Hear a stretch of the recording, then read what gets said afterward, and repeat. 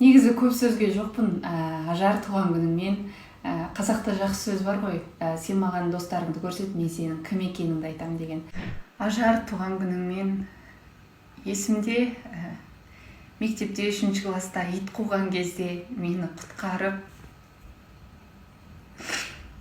өзің итке қаптырып.